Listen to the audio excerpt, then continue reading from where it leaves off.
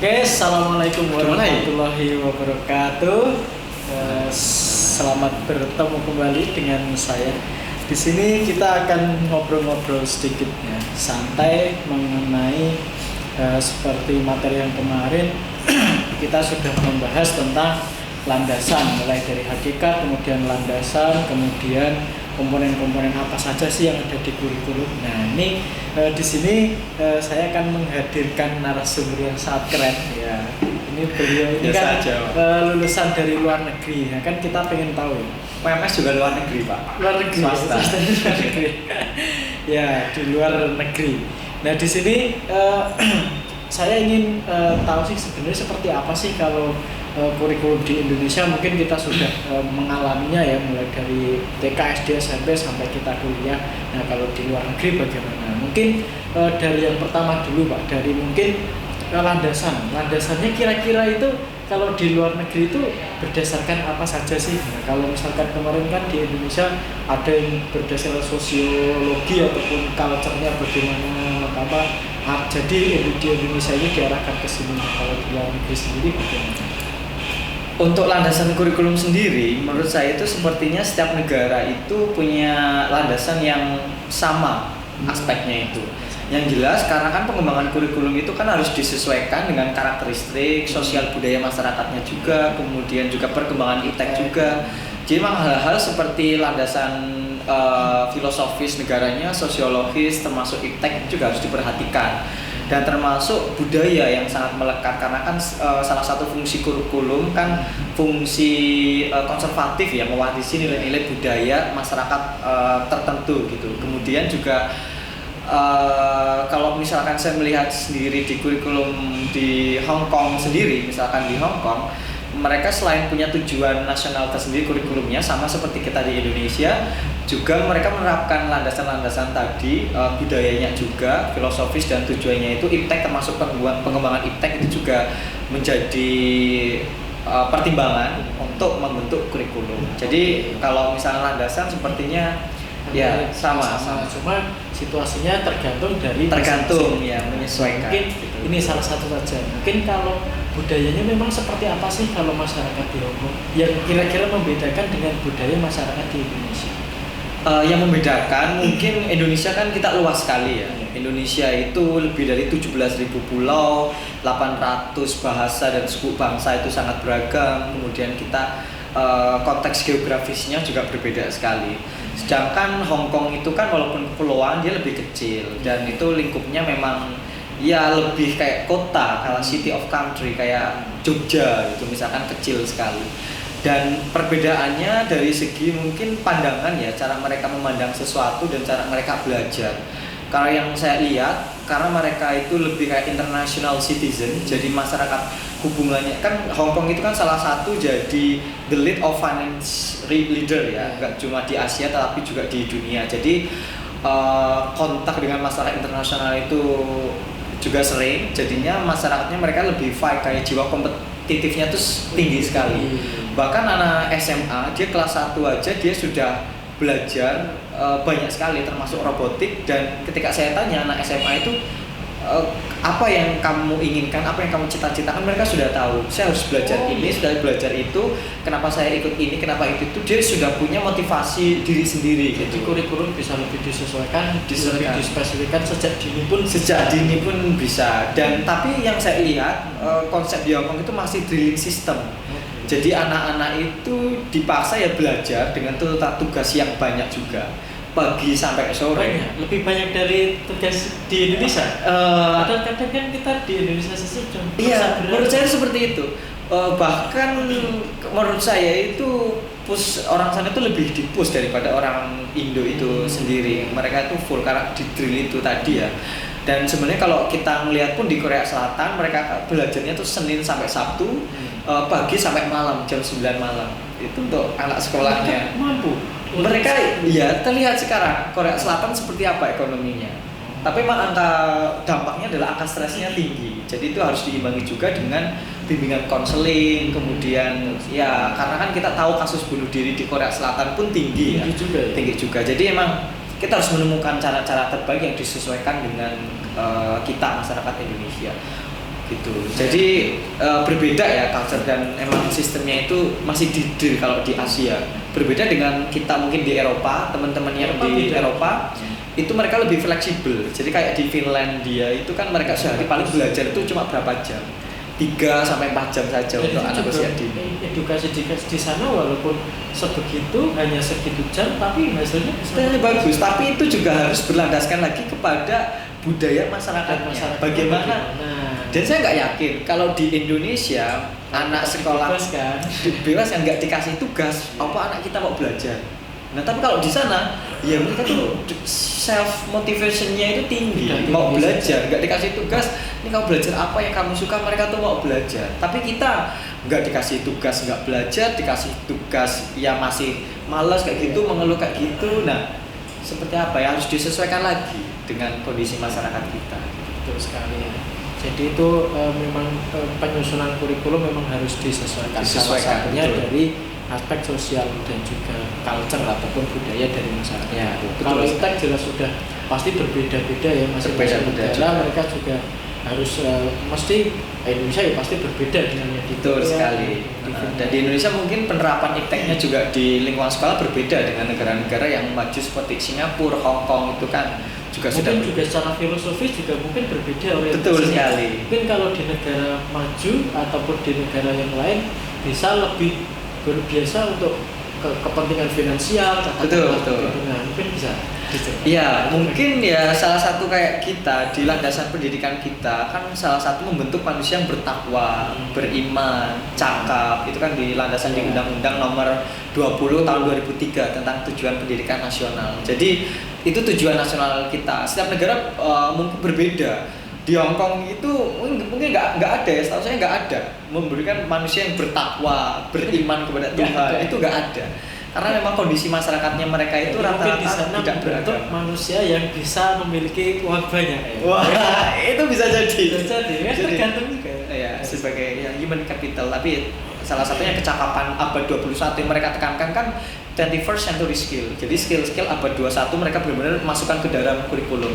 Bahkan kurikulum IT sendiri, IT in Education di Hong Kong itu tuh sudah ada semenjak tahun 98 sebelumnya. Tapi kan kita tahun 98 sebelum itu, jauh sebelum itu.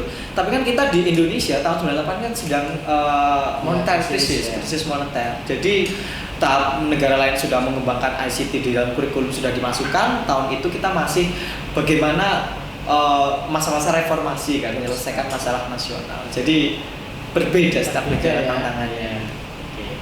Nah itu mungkin dari tadi dari sisi landasan ya. Mungkin sekarang mulai agak masuk Pak mulai dari segi komponen. Jadi mulai di sini kan katakanlah tadi sudah sedikit kita singgung ya.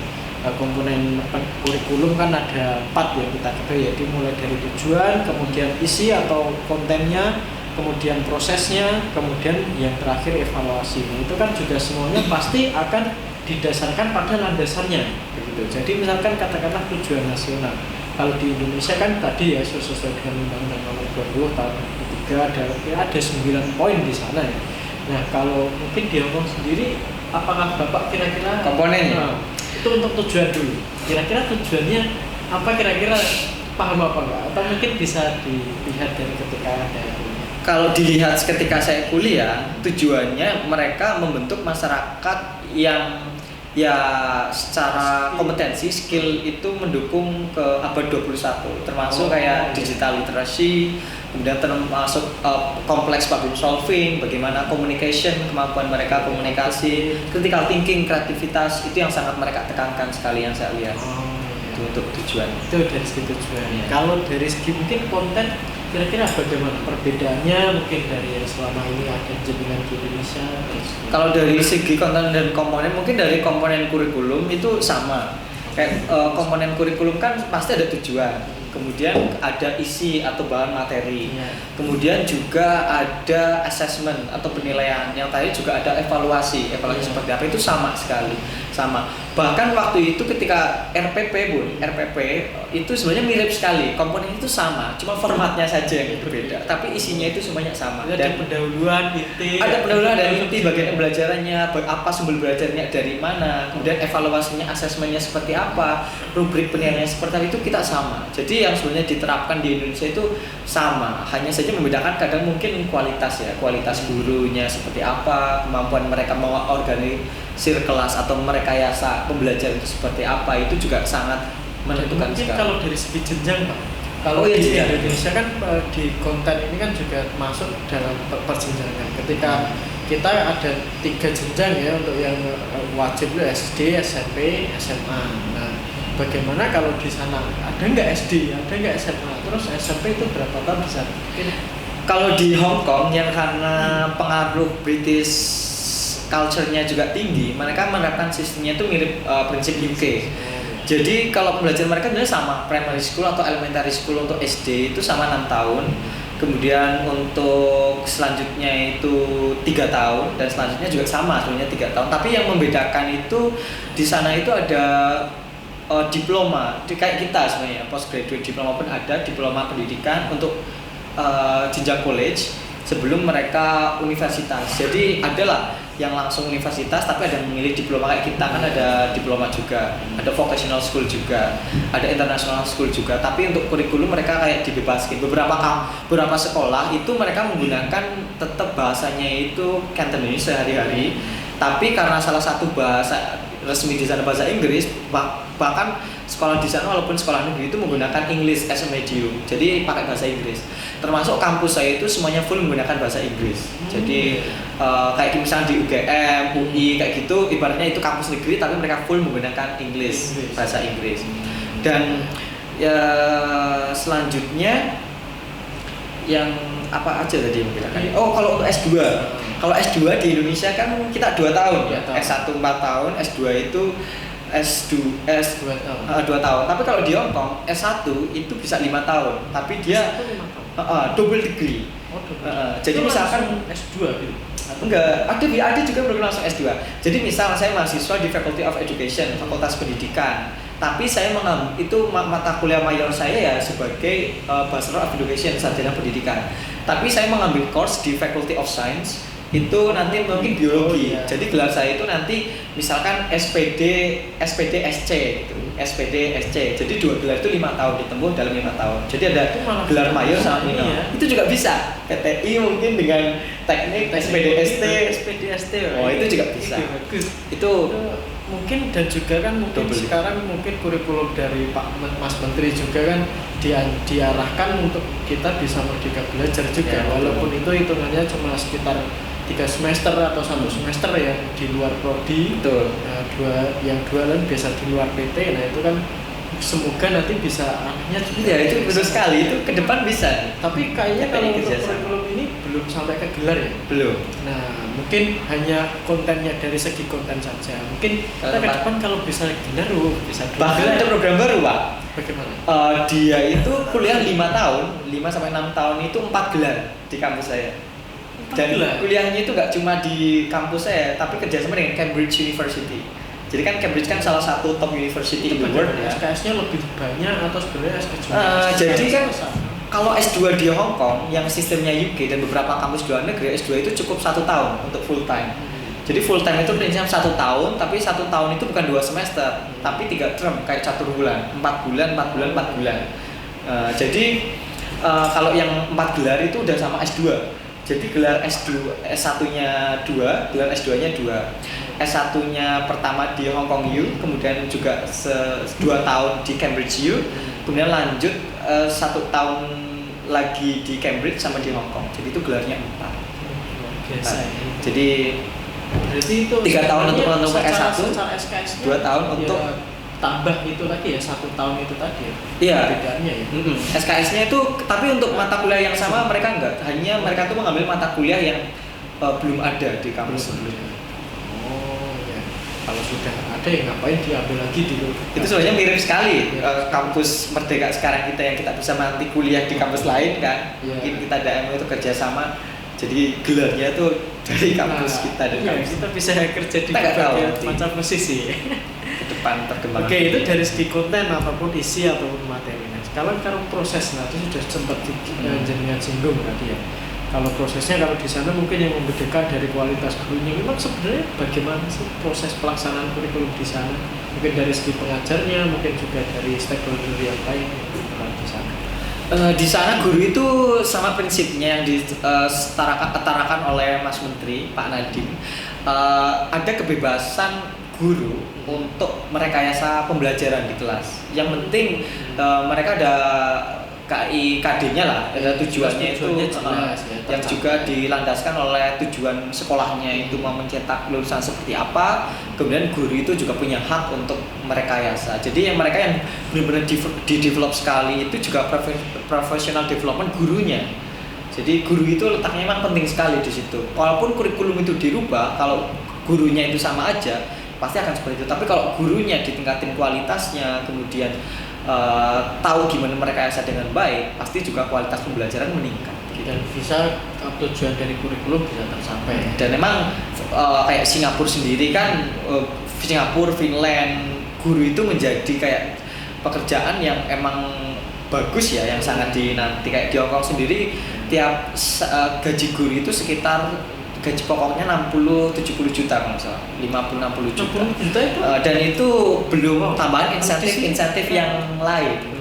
Dan makanya waktu itu sempat kaget waktu saya sedang pergi ke Tokyo, saya nggak sengaja ketemu teman sekelas saya dan dia juga jadi guru di Hong Kong. Kemudian dia bercerita, lah saya tuh pernah keliling Eropa kayak gini, wih kok iya, terus dia bilang, ya saya kan guru di Hong Kong itu sejahtera, jadi banyak sekali program yang ini, tapi tuntutannya juga tinggi gitu. Tapi ya itulah kenapa guru itu juga jadi profesi yang sangat dinanti juga.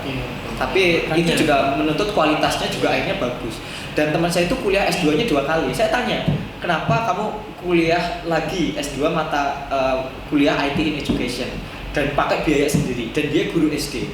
Jawabannya dia adalah tantangan zaman semakin berat. Anak-anak saya sekarang sudah familiar dengan teknologi. Saya nggak mau kalah sama anak saya, jadi harus saya belajar juga dengan teknologi. Karena saya mau ngajari anak saya, kalau saya nggak mahasiswa saya kalau saya nggak bisa gimana? Ya sudah, saya belajar kuliah lagi. Jadi walaupun ini masih punya naluri untuk belajar tinggi itu, Iya, betul sekali. Belajar sepanjang hayatnya bagus sekali. Betul, ya, betul. kalau bisa keinginan untuk belajar. Pengen jadi guru di Hong Kong? Ya. 60 juta loh. Waduh. Nah di sini kan rata-rata begitu Pak. Jadi rata-rata ketika mahasiswa baru, mahasiswa mungkin yang sudah di PT ini, kadang saya tanya mau jadi guru apa enggak, ada nggak mau. Nah, ini mungkin bisa jadi salah satu pandangan yang lain ya. Jadi tentang guru itu bagaimana.